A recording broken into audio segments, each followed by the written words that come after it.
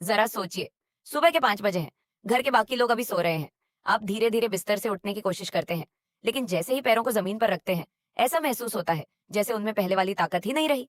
घुटनों में हल्की जकड़न, जांघों में कमजोरी और कुछ कदम चलने के बाद ही थकान। शायद आपने भी यह महसूस किया हो। और अगर आपकी उम्र 60 साल से ऊपर है, तो आज मैं जो बात बताने वाली हूँ वह आपके लिए बेहद महत्वपूर्ण हो सकती है, क्योंकि बहुत से लोग ये मान चुके हैं कि बढ़ती उम्र के साथ शरीर का कमजोर होना एक सामान्य बात है। वे सोचते हैं कि अब पहले जैसी ताकत लौट नहीं सकती। सीढ़ियां चढ़ते समय सांस फूलना, कुर्सी से उठने में परेशानी होना या बाजार तक पैदल जाने में थक जाना, यह सब उम्र का हिस्सा है। लेकिन क्या सचमुच ऐसा है? गौर कीजिए, आपके आसपास ऐसे भी लोग होंगे जिनकी उम्र 70 या 75 साल है, फिर भी वे आराम से चलते हैं, अपने काम खुद करते हैं और उनमें एक अलग ही ऊर्जा दिखाई देती है। तो फिर फर्क कहाँ है? क्या उनके शरीर में कोई खास बात है? क्या वे कोई महंगी दवा लेते हैं? या फिर कोई ऐसा रहस्य है जिसके बारे में बहुत कम लोग जानते हैं? आज की इस बातचीत में मैं आपको एक ऐसी बात बताने वाली हूँ जो उम्र बढ़ने के साथ मांसपेशियों की कमजोरी को समझने में आपकी मदद कर सकती है। लेकिन उससे पहले एक छोटी सी कहानी। कुछ समय पहले एक 68 वर्षीय सज्जन मुझसे मिलने आए। उनकी सबसे बड़ी शिकायत यह नहीं थी कि उनके घुटनों में दर्द था। उनकी चिंता यह थी कि वे अपने पोते के साथ पार्क तक नहीं जा पाते थे। कुछ ही मिनट चलने के बाद उन्हें बैठना पड़ता था। उन्होंने मुझसे कहा, डॉक्टर साहिबा, मुझे लगता है कि मेरा शरीर मेरा साथ छोड़ रहा है। उनकी बात सुनकर मुझे एहसास हुआ कि असली समस्या सिर्फ कमजोरी नहीं होती। असली समस्या वह डर होता है जो धीरे धीरे मन में घर करने लगता है। डर कि कहीं हम दूसरों पर निर्भर ना हो जाए, डर कि कहीं साधारण काम भी मुश्किल ना हो जाए, डर कि कहीं हमारी आजादी हमसे दूर ना हो जाए। लेकिन कहानी यहीं खत्म नहीं होती। जब हमने उनकी दिनचर्या को ध्यान से देखा, तो एक ऐसी गलती सामने आई जो लाखों लोग रोज करते हैं और उन्हें इसका पता भी नहीं होता। वे पेट भरकर खाना तो खाते थे, लेकिन शरीर को वह पोषण नहीं मिल रहा था जिसकी मांसपेशियों को वास्तव में जरूरत थी। यही वह जगह है जहां अधिकतर लोग भ्रमित हो जाते हैं। उन्हें लगता है कि कमजोरी का मतलब सिर्फ कम खाना है, लेकिन असली बात इससे कहीं ज्यादा गहरी है। हमारे शरीर की मांसपेशियां सिर्फ भोजन से नहीं बनती। उन्हें सही पोषण को पहचानने, उसे इस्तेमाल करने और उसे मांसपेशियों तक पहुंचाने की क्षमता भी चाहिए होती है।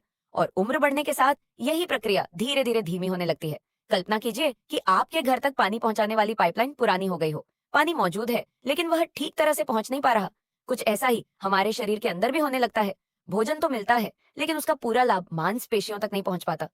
नतीजा, धीरे धीरे ताकत कम होने लगती है। पैर पहले जैसे मजबूत महसूस नहीं होते। थोड़ी देर खड़े रहने पर थकान होने लगती है।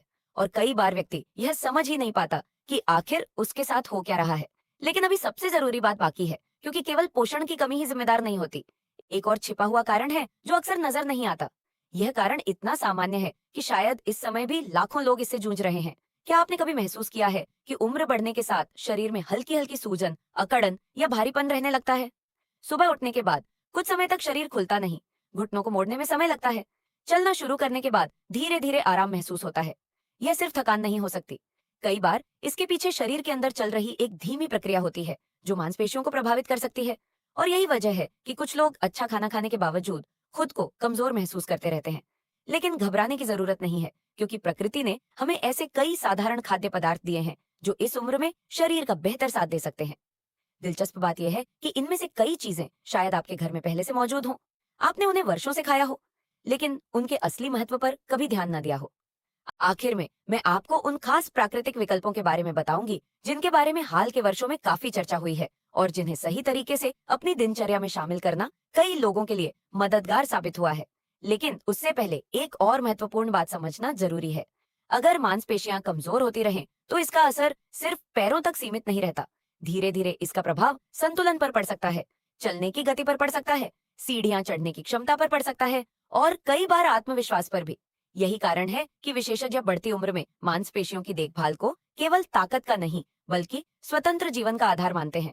और अगले हिस्से में मैं आपको विस्तार से बताऊंगी कि कौन कौन से प्राकृतिक खाद्य पदार्थ, कौन सी दैनिक आदतें और कौन सी छोटी छोटी सावधानियां इस दिशा में मदद कर सकती हैं। लेकिन असली रहस्य अभी बाकी है, क्योंकि अब समय है उस सवाल का जवाब जानने का जो शायद आपके मन में शुरू से चल रहा है। अगर उम्र बढ़ने के साथ शरीर बदलता है, तो क्या हम कुछ ऐसा कर सकते हैं जिससे यह बदलाव थोड़ा धीमा हो जाए? क्या ऐसी प्राकृतिक चीजें हैं जो शरीर को बेहतर सहारा दे सके?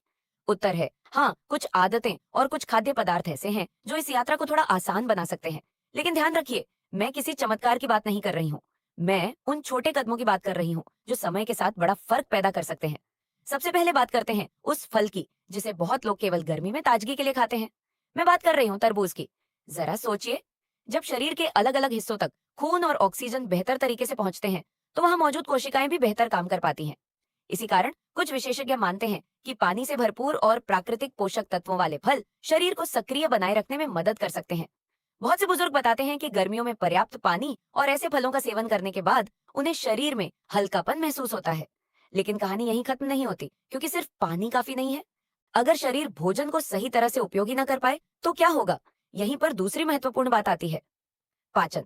शायद आपने महसूस किया हो कि पहले जो भोजन आसानी से पच जाता था, अब उसके बाद भारीपन महसूस होने लगता है। दाल, दूध या अन्य पौष्टिक भोजन खाने के बावजूद वैसा लाभ महसूस नहीं होता। ऐसी स्थिति में पाचन का बेहतर होना बहुत मायने रखता है। इसीलिए कई लोग पपीते को अपने भोजन का हिस्सा बनाते हैं। पपीता सिर्फ स्वाद के लिए नहीं खाया जाता, उसमें ऐसे प्राकृतिक तत्व होते हैं जो भोजन को तोड़ने की प्रक्रिया में मदद कर सकते हैं। और जब भोजन बेहतर तरीके से पचता है तब शरीर उसके पोषण का उपयोग भी बेहतर ढंग से कर पाता है। लेकिन अभी सबसे जरूरी बात बाकी है, क्योंकि केवल खाना और पचाना ही पर्याप्त नहीं है। शरीर को ऊर्जा भी चाहिए, वही ऊर्जा जिसके कारण आप सुबह उठकर काम कर सकें, घर के छोटे मोटे काम निपटा सकें, बाजार तक जा सकें, बच्चों और पोते पोतियों के साथ समय बिता सकें। यही कारण है कि ऊर्जा देने वाले पोषक तत्वों पर भी ध्यान देना जरूरी माना जाता है। कुछ लोग मौसम के अनुसार सीमित मात्रा में आम का सेवन करते हैं। आम केवल स्वाद के लिए प्रसिद्ध नहीं है, उसमें ऐसे पोषक तत्व भी पाए जाते हैं जो शरीर की सामान्य कार्य प्रणाली में भूमिका निभाते हैं। लेकिन यहाँ संतुलन बहुत महत्वपूर्ण है। खासकर यदि आपको मधुमेह है तो डॉक्टर की सलाह के अनुसार ही सेवन करना चाहिए। अब जरा एक पल के लिए अपने पिछले कुछ महीनों के बारे में सोचिए।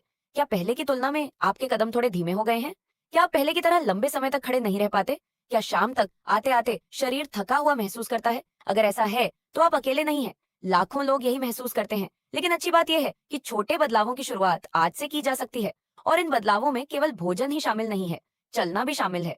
बहुत से लोग सोचते हैं कि ताकत बढ़ाने के लिए कठिन व्यायाम करना जरूरी है, लेकिन कई बार नियमित और सुरक्षित पैदल चलना भी बड़ा योगदान दे सकता है। सिर्फ 10 या 15 मिनट, फिर धीरे धीरे समय बढ़ाना, यही छोटे कदम शरीर को संकेत देते हैं कि उसे सक्रिय रहना है।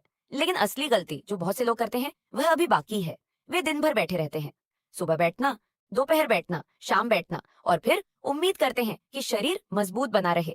शरीर एक अद्भुत मशीन है। जिस हिस्से का उपयोग किया जाता है वह अपेक्षाकृत बेहतर बना रहता है, जिसका उपयोग कम होता है वह धीरे धीरे कमजोर होने लगता है। इसीलिए हल्की गतिविधि भी बहुत महत्वपूर्ण है।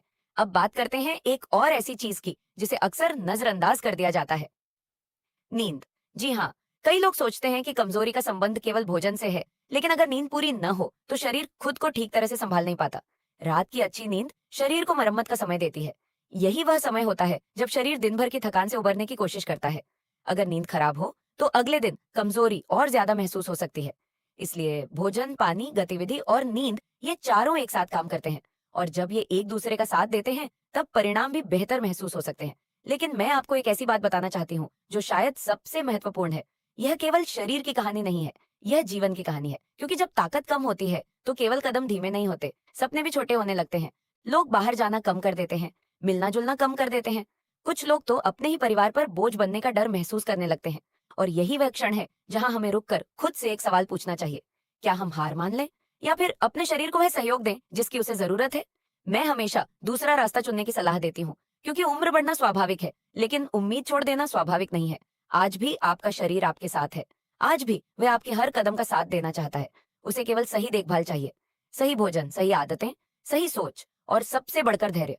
क्योंकि बदलाव एक दिन में नहीं आता, लेकिन जब आता है तो उसका असर जीवन के हर हिस्से में दिखाई देता है। शायद कुछ सप्ताह बाद आप महसूस करें कि सुबह उठना थोड़ा आसान हो गया है, शायद सीढ़ियां पहले जितनी कठिन न लगे, शायद शाम तक थकान थोड़ी कम महसूस हो, और शायद सबसे महत्वपूर्ण बात, आप फिर से अपने अंदर भरोसा महसूस करें। वही भरोसा जो कहता है, मैं अभी भी बहुत कुछ कर सकता हूँ, मैं अभी भी अपने परिवार के साथ अच्छे पल बिता सकता हूँ, मैं अभी भी अपने जीवन का आनंद ले सकता हूँ।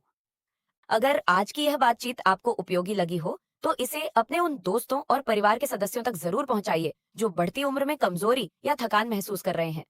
हो सकता है यह जानकारी किसी के लिए एक नई शुरुआत बन जाए।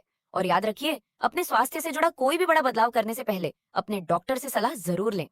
मैं हूँ डॉक्टर अबिहा, आपकी अच्छी सेहत, आत्मनिर्भरता और खुशहाल जीवन की कामना करती हूँ।